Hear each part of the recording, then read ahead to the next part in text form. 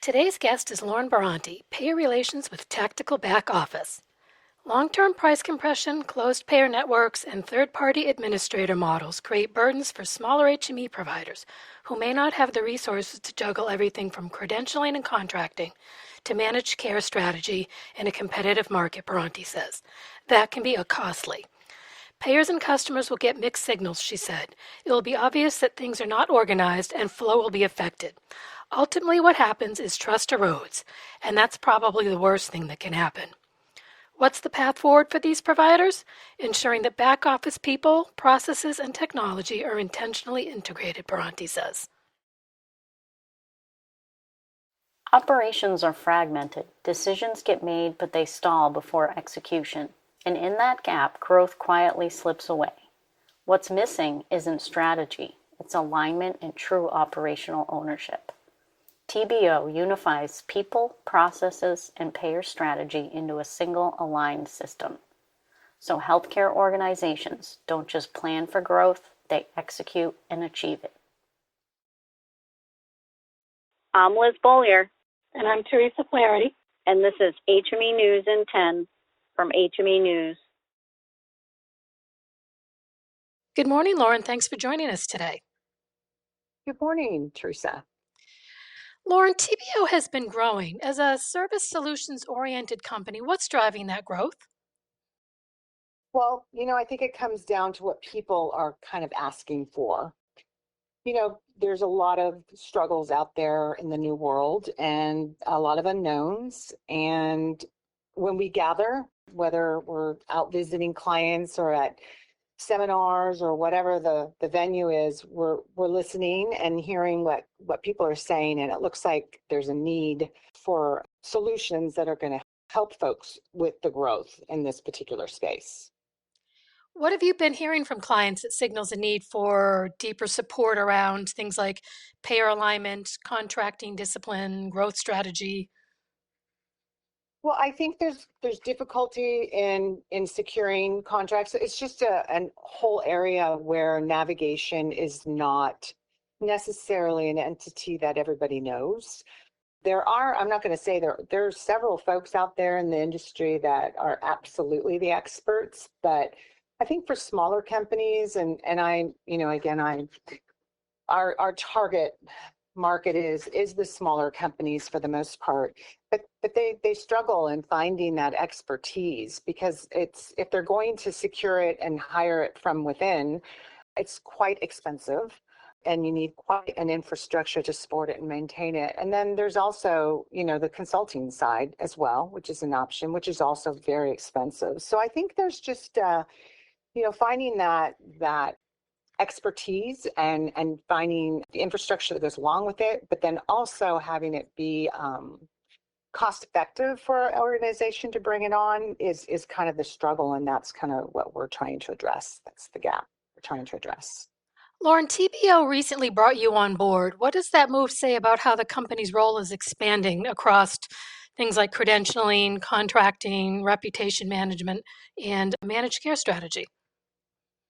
Well, Todd, our owner for TBO, he was getting a lot of inquiries from the clients, the existing clients that we have for TBO.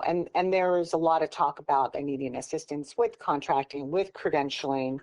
And also, we just kind of put our heads together, sat down, me having over 25 years of experience in this space, specifically in the DME world, but contracting, credentialing, reputation management, information technology, lots of things that go into making a sound, good process, if you will. And a lot of staffing organizations or staffing organizations, I don't think generally provide or typically provide those services. They perhaps maybe go elsewhere, consulting firms or whatnot, and thought, why don't we bring these services and offerings to the broader masses of existing clients that are with TBO today. They're not aligned.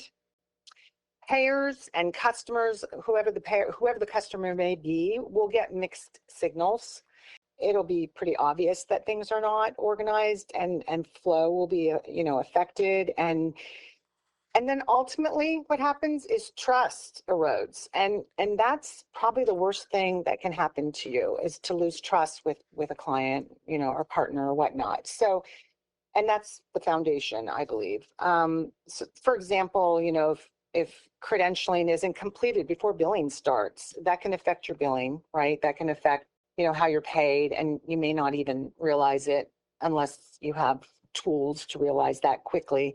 But those are some, that's an example. Contracts are not loaded correctly. I mean, there's a lot of, once you do get a contract, there's a lot of maintenance thereafter, and making sure that it's properly loaded and put into the system. It does also slow down decision making also. So I think it's just, taking all these fragments and putting them together in a very organized disciplined flow. And of course, I can't have a conversation with anybody in the industry these days without bringing up artificial intelligence. Where does AI fit into HME operations today? Where does it fall short? Well, you're right. Everyone's talking about AI. I absolutely love AI. I feel that AI is an absolute, like, my best friend. Like, it complements what I do. It's augmenting what I do.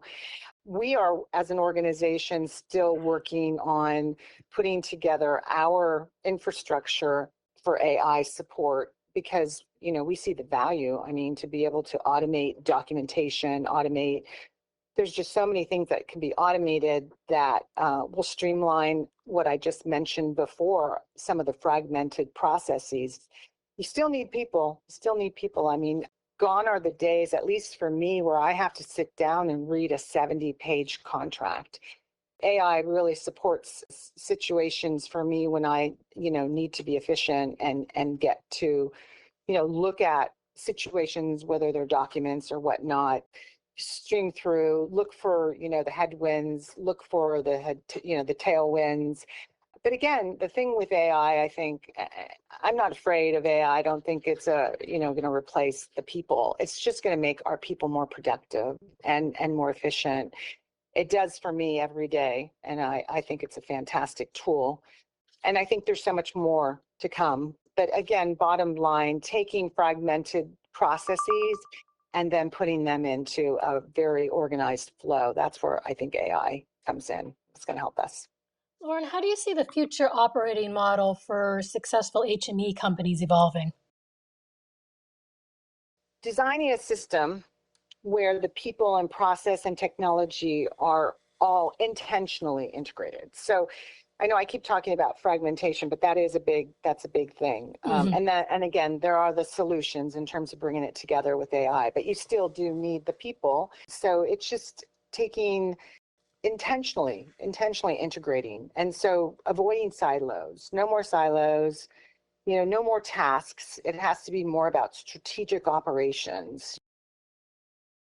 What is TBO's competitive advantage as outsourcing shifts more toward operational ownership? And what will distinguish the companies that succeed? Well, TBO has been around since 2016, so I feel like our experience is a very competitive advantage in the marketplace. We have a really strong infrastructure, and this infrastructure has been nourished since 2016. We have very low turnover. I have to say, Todd is a fantastic business owner and operator, and really cares about the employees. And you see it every day. I see it as an employee myself. And, always finding open door and open mind, because constantly being in touch with your customers, having discussions, and just having, lunch, if you will, and talking about what maybe keeps them up at night, maybe not even thinking that you're going to even have a solution, because it may not have anything to do with you. But then as you're talking, and the personalization and the relationship part, which is the hard part to keep these days with technology, right? But you do learn, and keeping the open mind to maybe consider, hey, I think maybe we might have a solution for that gap, and let's talk about it. I think that's where TBO is going to win. Great. Thank you, Lauren, for chatting with us today. We really appreciate your time. Thank you. And that's HME News in 10.